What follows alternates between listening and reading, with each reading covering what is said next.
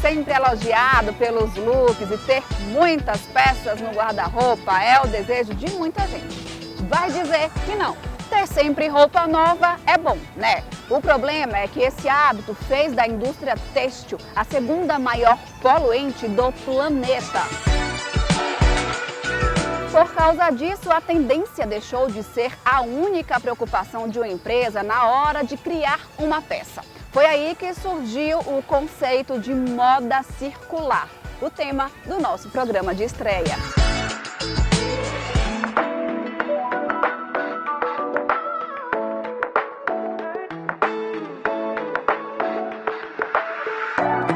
Helena, bem-vinda, e eu já vou começar perguntando para você quando surge a moda circular? Bom, esse conceito de moda circular, na verdade, ele começa a ganhar força ali por volta de 2014, quando as pautas de sustentabilidade começaram a ficar muito aquecidas, né, dentro do mercado, da indústria da moda, a partir de várias denúncias do quanto que a indústria era tão poluente e como o excesso começou a ser questionado, né? E junto com esse avanço, né, e esse boom, digamos assim, da expressão moda circular, surge também uma popularização maior das redes sociais. E as pessoas questionando muito, e as pessoas querendo saber exatamente de onde vêm as suas peças, quem produz as suas peças. A partir desse movimento que foi se criando em torno dessa curiosidade e de trabalhar uma moda com mais transparência, é que a moda circular ela vem a cumprir esse papel diante do fato de que a gente tem uma indústria que é extremamente excludente e poluente. O que a gente pode fazer para poder questionar esse mercado, né, esse movimento mercadológico de consumo, de capitalismo, enfim, e trazer para dentro dessa discussão a questão ambiental. Inclusive, né, sabe-se que a indústria têxtil é uma das mais poluentes do planeta, né? Calça jeans, por exemplo, para ser fabricada uma calça jeans, o desperdício de água é absurdo. Sim, e é engraçado que eu também tenho brechó, e quando a gente chega para garimpar nesses bazares, enfim, é sempre muito interessante a quantidade de calça jeans descartada. Então, se produz muito, obviamente o descarte ele vai ser proporcional ao modo de produção, né? Então, a gente encontra muito jeans em ótimo estado. E acho que o conceito e o objetivo do brechó acaba sendo o mesmo, né? Se eu comprando no brechó A, eu estou cumprindo o objetivo do brechó, que é dar um fim, se a gente pode assim dizer, aquela peça que não vai para o lixo, mas vai para o meu guarda-roupa, que também é o mesmo objetivo do brechó B. Então eu também estou contribuindo para essa cadeia, mais ou menos isso, né? Quem tem brechó sempre tem experiências personalizadas, digamos. Quando a gente pensa assim num determinado brechó, a gente sempre tem que imaginar que um nunca vai ser igual ao outro, porque as próprias experiências, as próprias referências, elas vão guiar o garimpo de cada brechó. Então você não precisa se sentir traindo ninguém quando você vai de um brechó para o outro, porque na verdade, do mesmo modo em que os brechonistas, né, os brecholeiros e brechonistas, enfim, são termos que são, né, utilizados, eles vão em busca do garimpo para encontrar a melhor peça. Eu acho que o consumidor ele também tem que se sentir à vontade para ir em busca da melhor peça, e isso demanda uma certa diversificação, né, de mercado e de olhares, porque cada brechó, obviamente, ele vai vir a cumprir as necessidades e o olhar daquele que faz a curadoria. A gente encontra muitas peças em perfeito estado. Em contrapartida, no meu brechó, eu faço algumas provocações. Como eu consumo roupa de segunda mão desde a infância, praticamente, eu não fico muito presa ao fato da peça estar em perfeito estado. Então, eu consumo peças de brechó que têm avarias e mesmo assim me interessa, sabe? Eu consigo perceber valor naquela peça. Eu não consigo enxergar a avaria. Eu só consigo enxergar como ela poderia ficar em mim, nas minhas necessidades, com o resultado visual, enfim, que eu gostaria de ter. Então eu faço provocações do sentido, se eu usaria essa peça com avarias que de repente aos olhos de alguém poderiam ser tão notáveis, eu vou arriscar também, vou colocar peças com avarias para ver se as pessoas pegam. Porque eu acho que essa peça aqui tem potencial, ela é muito interessante.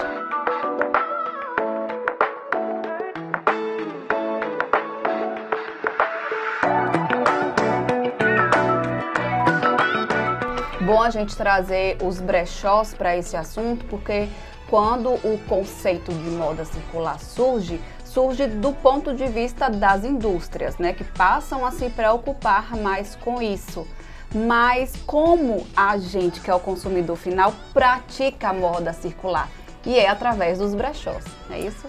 Do mesmo modo em que a gente tem falado muito sobre educação ambiental nos dias atuais, eu acho que a moda ela também está dentro dessa necessidade de educar os seus consumidores, né? A gente fica muito focado na combinação de peças, naquele look que está na vitrine ou na influenciadora que você gosta de acompanhar, mas eu acredito que um dos papéis do brechó não é apenas vender peças por um valor mais em conta. Eu acho que principalmente abrir o olhar das pessoas em relação a esse universo que é tão amplo, sabe, de possibilidades, de repente você ter uma peça de marcas que são conhecidas pela sua qualidade e você poder consumir essa peça por um valor muito abaixo, né, do que ela é vendida e precificada, né, nas suas lojas oficiais. Então eu acho que a gente tem, né, como brechonista e como comerciante, né, desse nicho, eu acho que a gente também tem esse papel de educar os nossos consumidores. Vou usar o termo que você usou, você é brechonista, Sim. Né? Profissional da área. Então eu queria que você fizesse uma avaliação desse mercado, se a gente pode chamar assim, aqui em Feira de Santana, Sim. Né? Porque a cada dia surge um brechó novo e isso não é visto como concorrência. Isso é muito bom. É porque, na verdade, como, né, eu gosto sempre de reiterar entre os meus alunos de design de moda, da faculdade, enfim, entre pessoas com as quais eu me conecto, a concorrência, ela só causa medo, ela só causa desconfiança, ela só causa pavor em pessoas que, de fato, não mergulham naquilo que fazem. Então, se você faz de maneira muito superficial, é óbvio que qualquer movimento que te pareça estranho vai te causar algum tipo de receio. Quando, na verdade, quando a gente acredita que os brechonistas, eles têm um olhar muito particular, muito voltado para o seu público e para a sua própria história de vida, a gente começa a perceber isso até mesmo se for uma loja online, se for nas redes sociais, a gente percebe isso nas postagens, por exemplo. Se for com o intuito apenas de fazer um desapego de peças, eu quero me livrar dessas peças que estão no meu guarda-roupa. Você percebe que aquilo ali é meramente com a intenção de se livrar das peças, né? E aí quando você percebe que aquilo ali está no DNA da pessoa, que aquilo ali está no DNA do brechonista, você se encanta não só pela curadoria que é feita por ele, mas você se encanta justamente pela possibilidade do olhar daquela pessoa ser voltado para a valorização de uma peça que para você poderia passar despercebida, né? Então, a minha relação pessoal, por exemplo, com o brechó, ela parte do sentido da necessidade financeira, né? Da minha infância humilde, onde eu posso dizer que não me faltou o básico, mas eu não queria só o básico quando eu fiquei adolescente, eu queria me expressar através da maneira como eu me vestia, através da maneira como eu me comunicava com a minha autoimagem. Então, eu herdei muita peça de minha tia, eu comecei a usar peças da minha avó quando eu tinha 13, 14 anos. E eu consigo perceber o quanto que esse movimento na adolescência foi treinando o meu olhar.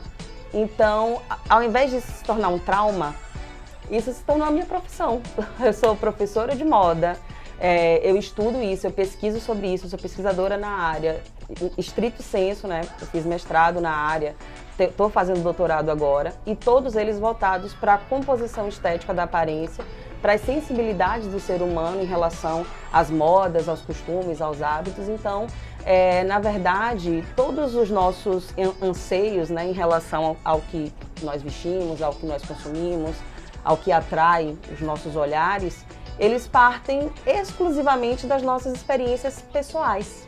Então, eu acho que o brechó nada mais é do que um comércio quando levado a sério, quando ele de fato comercializa e vende, ele tem algum tipo de interação pessoal na vida das pessoas. É uma causa muito maior, né, do Exatamente. que simplesmente vender roupas. Helena, muitíssimo obrigada pela sua contribuição. Acho que ainda vamos nos encontrar em outros programas aí.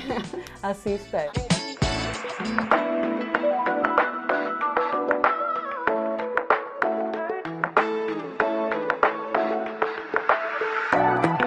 Tiago, então esse aqui é o Brechó do Tico Tico. Conta pra gente essa história. O Brechó do Tico Tico nasceu em plena pandemia, da necessidade de reorganizar a vida. Muitas coisas mudaram na minha vida no ano de 2020 e eu resolvi startar essa ideia de trabalhar com moda circular, com uma moda mais sustentável. E daí eu comecei a montar aqui o espaço do Brechó do Tico Tico.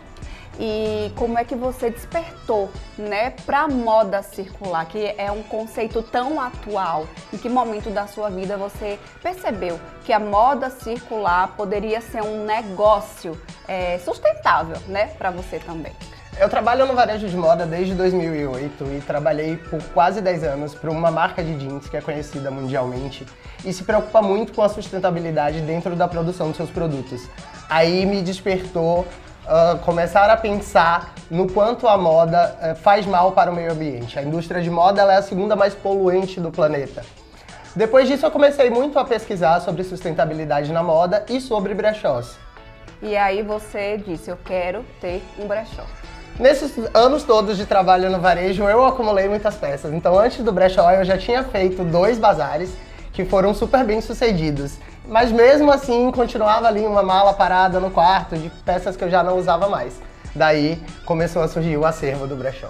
Tiago, e quem é o seu público? Qual o perfil, né, das pessoas que procuram por peças circulares, né, para reutilizar peças? Eu atendo muitas pessoas aqui de todos os gêneros e de idades muito relativas. Eu tenho um cliente de 18 e de 65 anos, né? Acho que as pessoas em Feira de Santana estão despertando para o mercado de moda de segunda mão e estão começando a ver a importância. Não ver apenas peças de brechó como peças que podem ser compradas por preços mais baixos. E nessa caminhada aí sua, né, no ramo do brechó, acho que você também se deparou com algum tipo de preconceito, porque normalmente, hoje isso está mudando, obviamente, mas as pessoas tinham um certo preconceito, né? Você acabou de falar de peças mais baratas, mas tem muita gente que tem a ideia de ser peça usada, de ser peça velha, de vir um tipo de defeito, de vir rasgada, por isso que ela está mais barata. E não é isso, né? Não é de jeito nenhum. Nós trabalhamos com peças de brechó e sofremos preconceito o tempo inteiro, porque as pessoas ainda têm esse pensamento de que peça de brechó, ela tá em mau estado, ela tá com avaria. E na maioria das vezes, as nossas peças, elas estão em perfeito estado.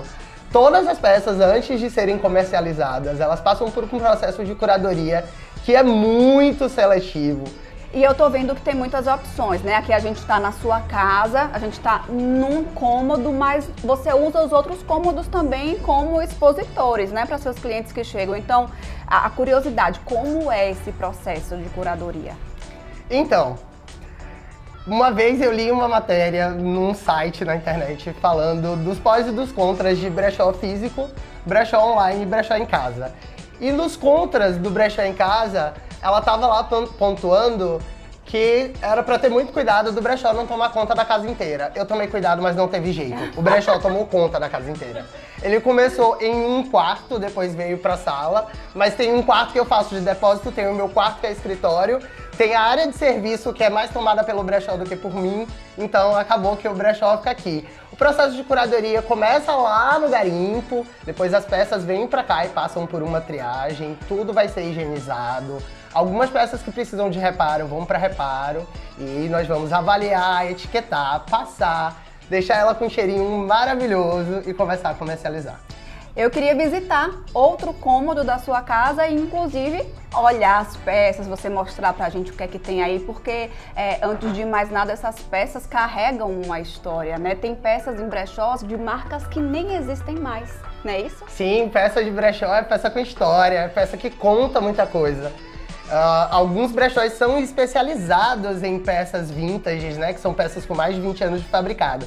Aqui eu trabalho com alguma coisa de vintage, mas tem bastante coisa de contemporâneo, de marcas nacionais e internacionais, uma variedade gigantesca, tanto pro masculino quanto pro feminino. A gente quer ver. Bora? Vamos lá!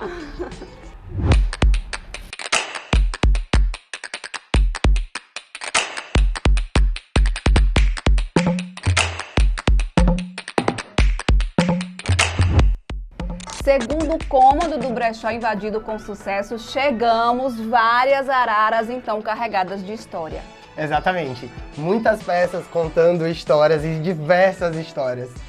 Essa calça, por exemplo, é uma calça de um garimpo que a gente fez em Salvador há uns meses atrás. Ela é uma calça do Hugo Boss, uma marca gringa que é super especializada em alfaiataria. E é uma peça que eu sempre ouvia meus avós falando no risco de jeans. É esse tipo de estilo aí, né? Exatamente, ela tem essa textura de risco de giz que deixa ela mais clássica e super elegante. O corte dela também é reto e os aviamentos dessa calça são de uma qualidade fora do normal. Ela tá perfeita. Inclusive, deixa eu te perguntar, Thiago, uma calça dessa na loja da marca, por exemplo, você sabe em média quanto custaria? Falando a nível Brasil, ela é uma calça que tá ali mais ou menos entre o 799 e o 859. E aqui no seu brechó, ela tá de quanto? R$109. Falando em dinheiro, Thiago, a curiosidade, né? O povo quer saber. Brechó, tem como ganhar um dinheirinho? Dá pra ganhar um dinheirinho? Dá sim. Embora seja muito trabalhoso e muita gente ainda não valorize, o trabalho com brechó é uma empresa como qualquer outra qualquer. E como qualquer empresa, precisa de lucro para sobreviver. Estamos aqui até hoje porque nós conseguimos ter lucro. E falando de trabalho, né? Você falou que dá muito trabalho, você inclusive já adiantou pra gente aí, né? Que tem garimpo, que viaja, que lava, que tem o processo de curadoria. Como é que esses garimpos funcionam, por exemplo? Aqui em Feira de Santana, vocês recebem as peças de alguém que aparece interessado em doar? Como é que vocês compram? Como é que funciona isso? Então, 95% das peças aqui do brechó, elas são garimpadas em bazares. Bazares beneficentes de igrejas e instituições. Vamos até lá e caímos no meio de pilhas e pilhas e araras de roupa. A gente ataca, nós ficamos lá por horas, é muito cansativo, é muito desgastante, mas é um trabalho extremamente prazeroso. Quando você consegue descobrir peças assim incríveis, eu já peguei gravata Dior, Giorgio Armani e tantas outras coisas assim, de grifes gringas que a gente admira muito e para quem é do ramo da moda, né, tem toda uma referência sobre qualidade de tecido, acabamento, aviamento. É muito gratificante. E acima de tudo, então, um trabalho que tem um grande impacto positivo para o meio ambiente, né? Totalmente. Todos os anos, toneladas e mais toneladas de roupa são descartadas. O fast fashion é um dos grandes responsáveis por isso. E aqui nós conseguimos dar mais tempo de vida útil para as peças.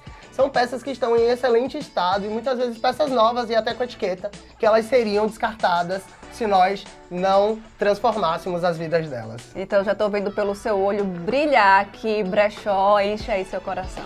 É o meu grande sonho, é o meu grande amor, assim, é o que eu faço com mais vontade, mais afinco. Parabéns! Obrigado!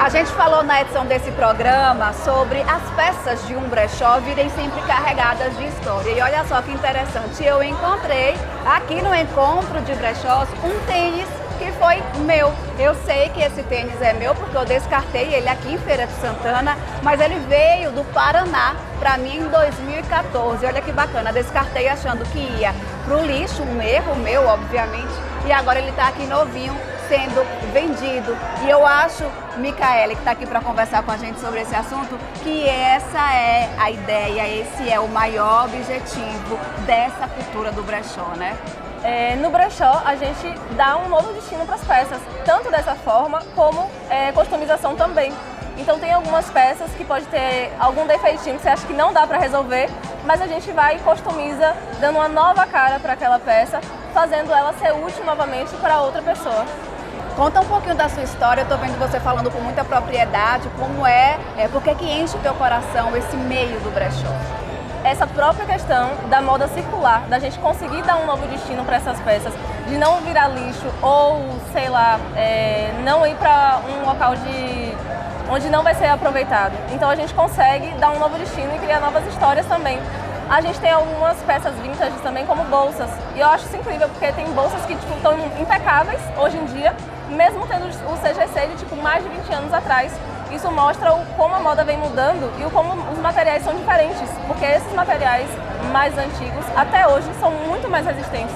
Então eu acho muito bonita essa questão da moda vintage e de estar resistindo até hoje e voltando, né, que a gente está conseguindo usar mais hoje em dia também. E esse é um reflexo do consumismo das pessoas, né? Muita gente acaba comprando coisas por impulso e aquela peça fica acumulando ali no guarda-roupa e em algum momento vai ser descartada. Sim, e aí já vai para o destino certo. Algumas pessoas normalmente doam para bazares beneficentes. E aí a gente vai lá recolher algumas peças e fazer essa curadoria, que é a restauração dessas peças para elas virem para cá e pertencer a novas pessoas já restauradas.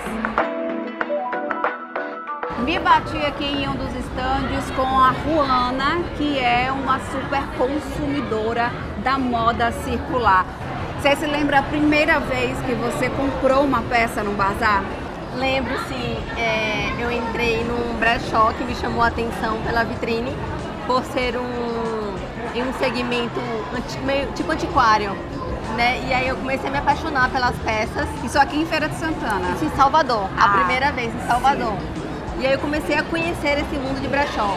Como eu já sou uma pessoa que gosta de consumir roupas, foi pra mim um novo mundo, descobrir, né? A partir do momento que eu comecei a fazer faculdade de moda, eu descobri novas possibilidades. Comecei a entender que as peças precisam ser circuladas e que isso ajuda até na questão do meio ambiente, de você reutilizar, de você aprender a reutilizar as coisas. Então mudou a forma de você consumir. Mudou a forma de consumir, mudou a forma de olhar, de entender a peça, de entender que cada peça vem com uma história passada. Mudou muitas questões. Hoje você compra mais em brechó ou nas lojas convencionais? 90% mais em brechó. Depois que você conhece um brechó, é pra você voltar pro convencional só se for uma peça muito específica que te apaixone muito.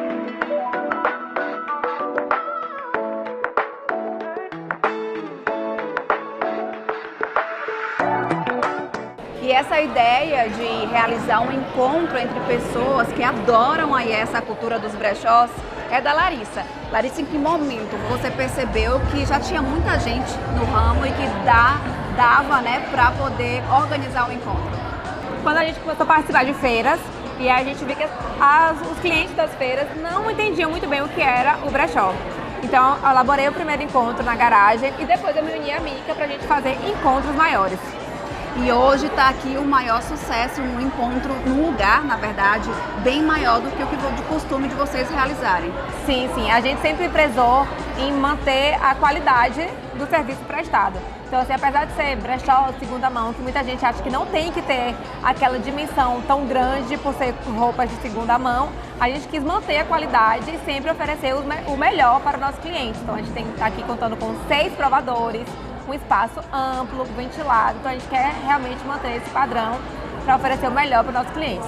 Larissa, e qual a importância de manter essa relação tão estreita entre os brecholeiros todos, né? No intuito de fazer com que essa cultura ela fique muito mais enraizada aqui em Feira de Santana? A gente tem que entender que os brecholeiros, principalmente, que não existe rivalidade ou então concorrência, porque cada peça é única. Raramente a gente vai encontrar 2 peças iguais ou similares em brechós.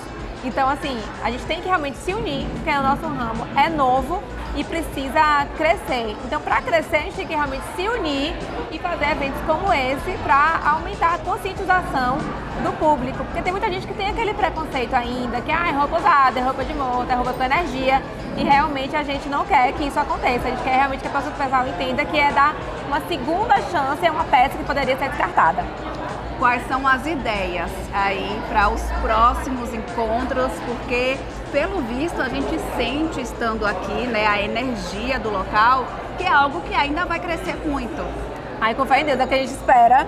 E a gente quer sempre manter esse padrão, né, de excelência, oferecer o melhor aos clientes. E a gente pensa assim, em botar algumas performances, alguns desfiles, fechar parcerias, justamente para poder conscientizar também as empreendedoras a importância de se legalizar, tem toda essa questão do âmbito de formalização. Exatamente, formalização.